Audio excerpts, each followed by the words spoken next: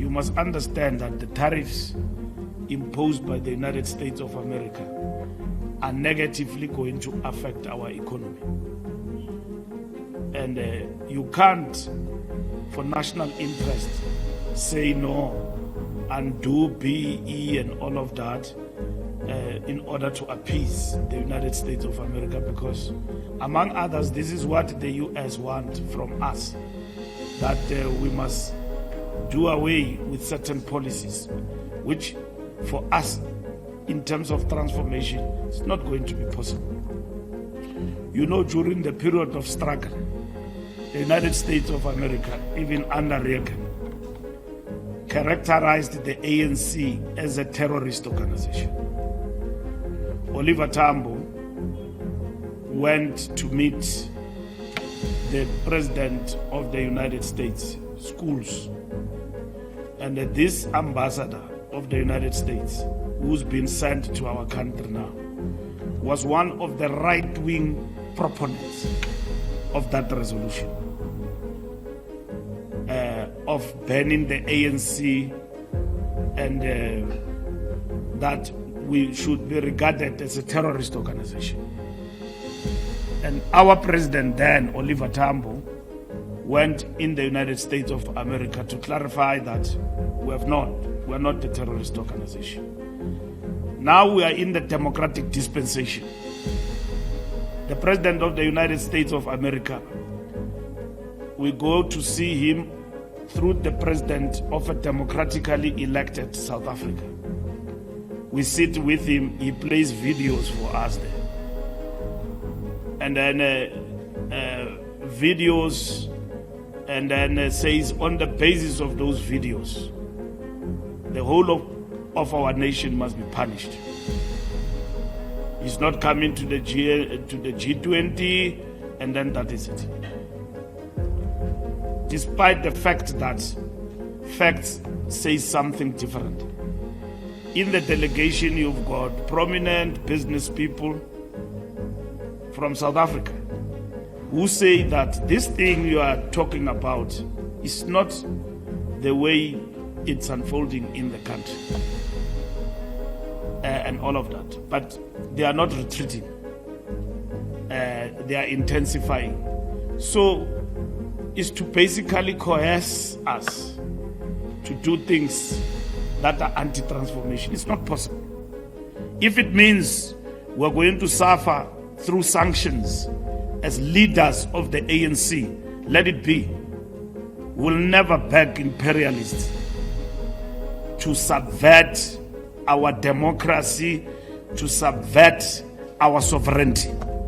It happened during the period of struggle. It will happen even now. We will never forsake our country, which we fought for its liberation. And we're still marching on even now. Not this ANC, not this leadership. If they want to bring sanctions on us, let them bring them.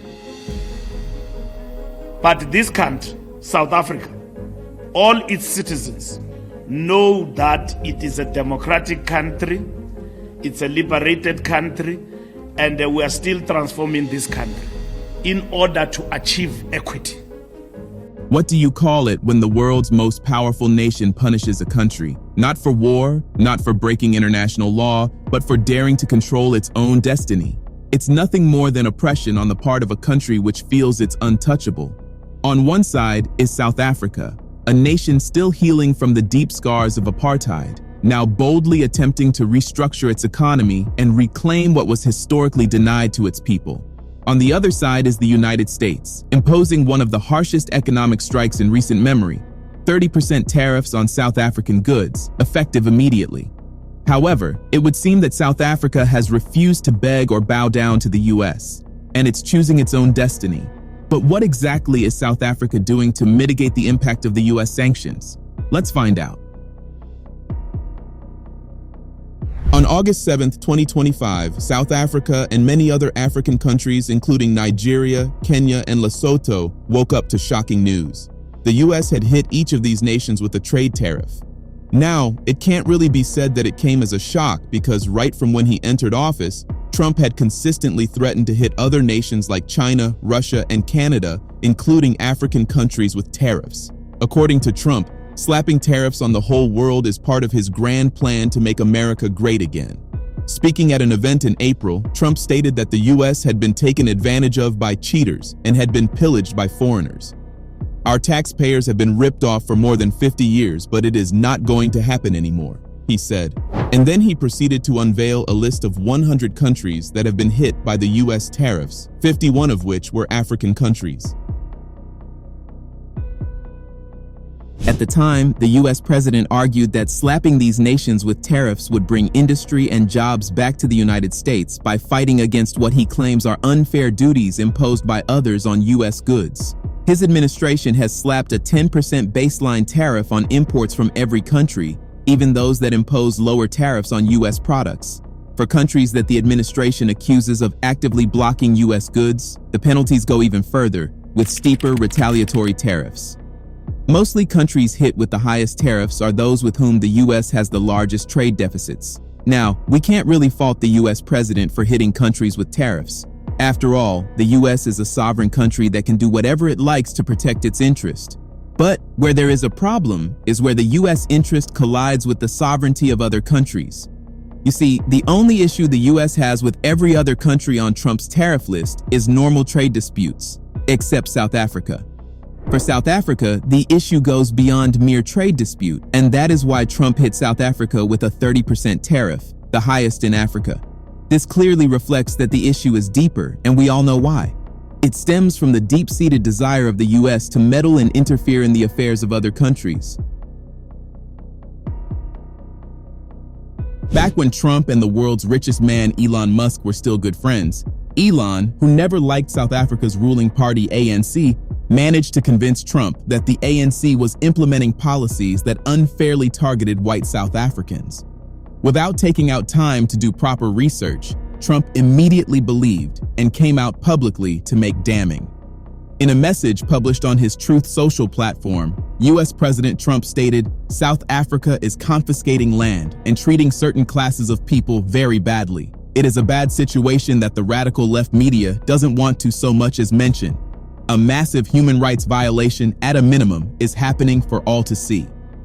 Later on, Trump added that the leadership and administration of South African President Cyril Ramaphosa is doing some horrible things which are currently being investigated by the U.S. And until the whole issue is determined, all future funding to South Africa has been put on hold.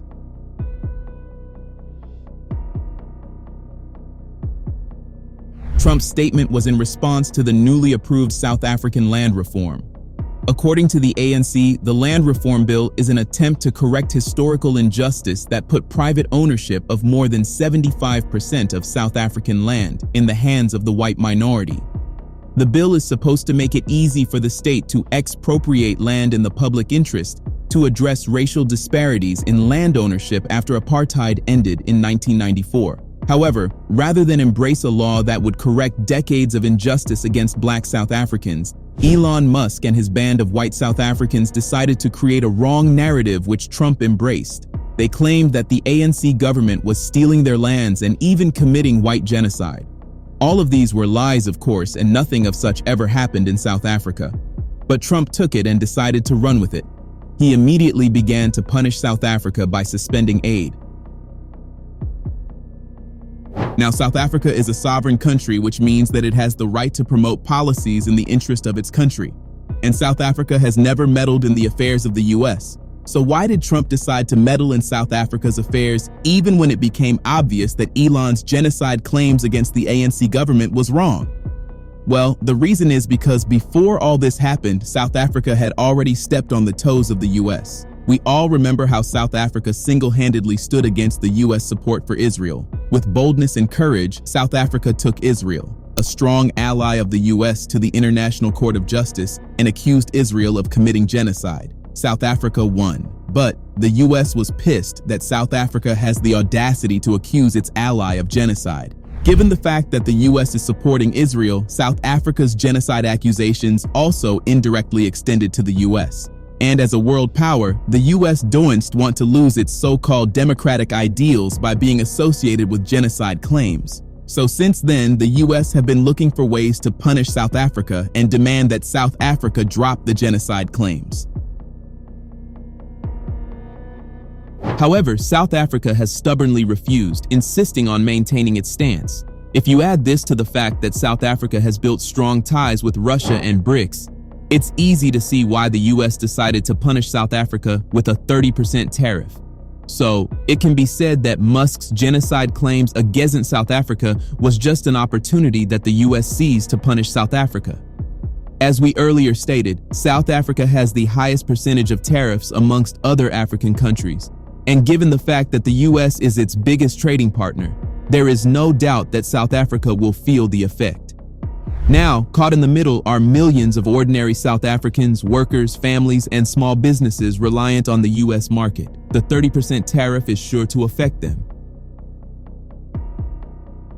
However, at the center of this global storm stands Fikile Mbalula, Secretary General of the African National Congress, and what he just said is shaking the entire continent. The United States claims the move is justified.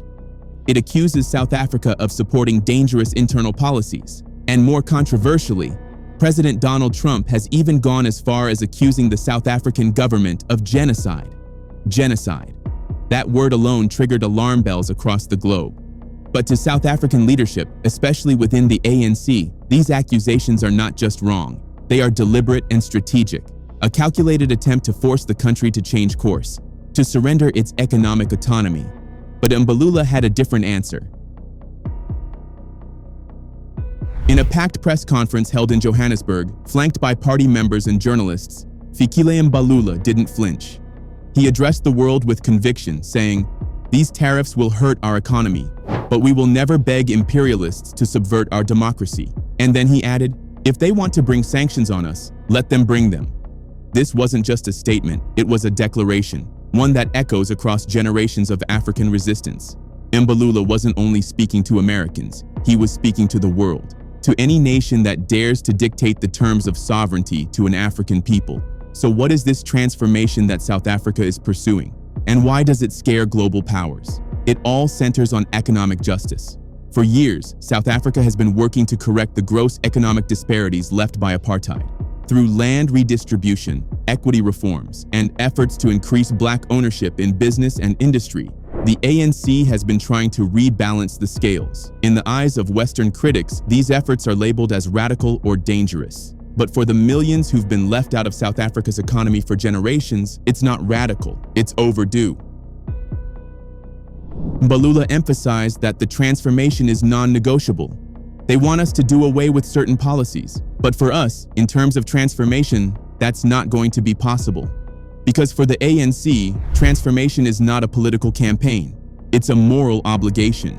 But this path of defiance comes with a steep price. According to Lesetja Kganyago, governor of the South African Reserve Bank, the tariffs could result in the loss of up to 100,000 jobs. This would be devastating in any economy, but in South Africa, where unemployment already sits at a staggering 33%, it could tip the country into crisis. Small businesses face closure. Exports are in jeopardy. And for many workers, the fear of waking up jobless tomorrow is becoming more real by the day. It's not just trade that's on the line, it's livelihoods, dignity, and hope. And then came another revelation, one that raises serious questions about how these sanctions were even decided. Mbalula disclosed that during meetings with Donald Trump, South African officials were shown edited videos, clips alleging violence and atrocities. Based on these videos alone, Trump declared his belief that the South African government was committing genocide. And from that point, sanctions followed. "He plays videos for us," Mbalula said, and then says, "On the basis of those videos, the whole of our nation must be punished. Where is the investigation? Where are the facts, the due process?" When global policy is driven by video clips and emotion rather than evidence, the results are dangerous. To many African analysts, this is the start of a new kind of Cold War, not one fought with tanks or troops, but with economic weapons, with tariffs instead of missiles, with accusations instead of diplomacy. Africa is becoming the new battleground. Nations like South Africa, Mali, Burkina Faso, and Niger are rejecting decades of dependency and control. They're embracing sovereignty, forming new alliances and carving their own future. And in return, they're being punished, sanctioned, isolated, but South Africa's ANC is standing firm. Mbalula made it clear, not this ANC, not this leadership. This moment isn't just about South Africa. It's a test for all of Africa, a test of resolve, a test of whether African nations can endure economic pain to protect their independence, or whether the chains of economic dependency will pull them back into silence. Interestingly, South Africa is already putting measures in place to mitigate the effects. According to reports, the government is finalizing a package to support companies that are vulnerable to the reciprocal tariffs. This involves setting up an export support desk on Friday to advise exporters on finding new markets, and the government is set to announce details of a financial support package for affected companies later this week. Beyond this, the South African President Ramaphosa said the country will nonetheless press the US to change its mind while accelerating its search for new markets on the African continent, the Middle East, and in Asia. South African imports ultimately benefit US consumers in terms of both choice and cost, he said. Now, what's even more interesting is the fact that only about 7.5% of South Africa's export actually enters the US. More than a third of these exports include products currently exempted from tariffs, such as platinum, manganese, and pharmaceuticals. This means that the 30% tariff will not be so impactful on the South African economy as people are making it out to be. In the worst case, South Africa's Reserve Bank has calculated that the country's GDP growth would be reduced by 0.69%, a scenario that also factors in the rand depreciating by 15% against the dollar. Some sectors will get hit harder than others, with agricultural exports, such as table grapes, citrus, and wine, being the worst affected. But even this will be minimal.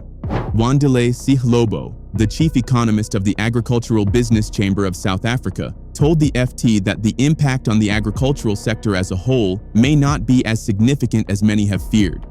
Only about 4% of South African agricultural exports go to the US, but obviously this will have outsized implications for some areas, such as the Western Cape, KwaZulu-Natal, and Mpumalanga, and for some companies, he said. Silobo also added that for these firms, the government support package will be vital and could be enhanced if the state's existing 1.5 billion rand, 83 million agricultural fund, run by the Land Bank, is repurposed to partly mitigate the damage. So, clearly South Africa has everything under control, and what the US intends as a punishment might just be the push South Africa needs to diversify into markets beside the US. What are your thoughts? Let us know in the comments section below. Don't forget to like this video, drop a comment, and subscribe to our channel.